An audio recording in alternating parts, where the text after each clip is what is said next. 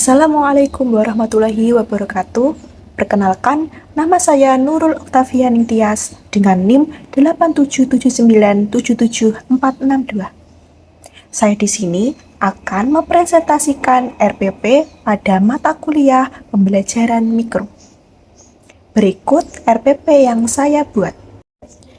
Nah, di sini ada nama mahasiswa yaitu Nurul Oktavian Tias dengan NIM 877977462. Kemudian ada program studi yaitu PGSD Pre-Service. Kemudian ada kode mata kuliah SPIK 4212 pembelajaran mikro.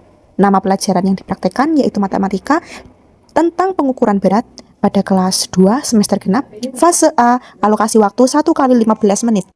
Kemudian di sini ada capaian pembelajaran. Peserta didik dapat membandingkan berat benda secara langsung. Mereka dapat mengukur benda menggunakan satuan tidak baku. Kemudian ada tujuan pembelajaran. Murid mampu membandingkan berat benda dengan tepat. Murid mampu menggunakan konsep lebih berat, lebih ringan, sama berat, paling berat, dan paling ringan untuk mendeskripsikan berat benda dengan tepat. Nah, kemudian ada asesmen. Yang pertama, asesmen diagnostik. Pertanyaan yang diberikan guru sebelum memulai pelajaran untuk mengetahui pengetahuan awal yang dimiliki peserta didik. Kemudian ada asesmen formatif. Penilaian proses, observasi sikap, refleksi siswa selama kegiatan pembelajaran.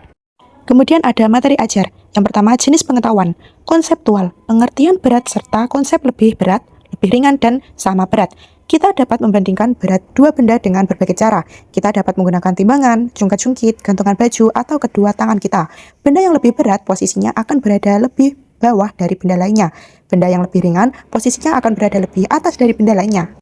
Sementara jika posisi kedua benda segaris atau seimbang, berarti kedua benda sama berat. Membandingkan berat benda dapat menggunakan kata lebih ringan, lebih berat, dan sama berat. Kemudian ada prosedural, langkah-langkah mengukur dan membandingkan berat benda. Kemudian ada relevansi kehidupan nyata, dapat menyelesaikan masalah sehari-hari yang berkaitan dengan berat benda. Contoh, kupu-kupu lebih ringan daripada burung. Burung lebih berat daripada kupu-kupu. Nah, selanjutnya ada media pembelajaran. Yang pertama, gantungan baju sebagai timbangan, ada plastik bening, benda konkret seperti buku, pensil, penghapus, dan lain-lain. Kemudian juga ada LKPD. Kemudian metode. Yang pertama, diskusi, penjelasan, penugasan, tanya jawab, presentasi, dan praktik langsung. Kemudian ada alokasi waktu sekitar 15 menit, terdiri atas kegiatan awal 3 menit, kegiatan inti 9 menit, dan kegiatan penutup 3 menit. Selanjutnya ada skenario pembelajaran. Yang pertama, kegiatan awal alokasi sekitar 3 menit yang berisi tentang pendahuluan.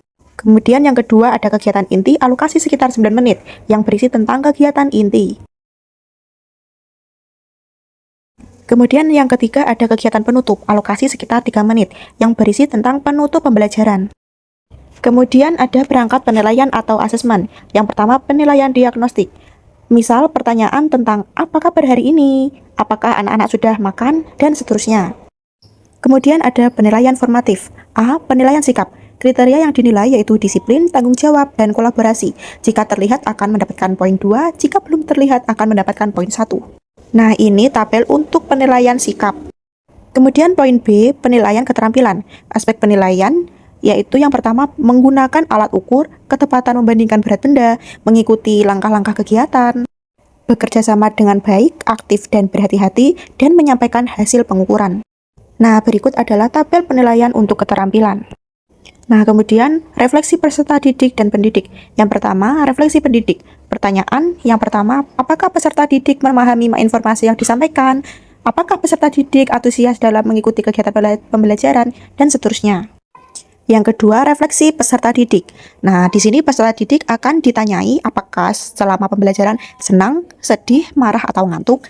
Kemudian, hal apa yang paling terkesan dalam kegiatan ini? Pengetahuan baru apa yang kamu dapatkan? Kemudian ada lembar kerja peserta didik. Di sini peserta didik disuruh untuk mengukur berat benda, misal buku dengan kotak pensil, pensil dengan penghapus, dan seterusnya. Ini ada LKPD 2, tugasnya sama yaitu mengukur berat benda. Kemudian ini ada kunci jawaban untuk LKPD 1 dan LKPD 2. Selanjutnya pengayaan dan remedial. 1. Pengayaan. Peserta didik yang daya tangkap dan daya kerjanya lebih dari peserta didik lain, guru memberikan kegiatan yang lebih menantang agar memperkuat daya serapnya terhadap materi yang telah dipelajari. Berikut contoh soal pengayaan. Yang kedua, remedial. Peserta didik yang hasil belajarnya belum mencapai target, guru melakukan pengulangan materi dengan pendekatan yang lebih individual dan memberikan tugas individu tambahan untuk memperbaiki hasil belajar peserta didik yang bersangkutan. Berikut contoh soal remedial. Nah, ini kunci jawaban untuk pengayaan dan untuk remedial. Nah, itu tadi presentasi RPP yang telah saya buat. Sekian, wassalamualaikum warahmatullahi wabarakatuh.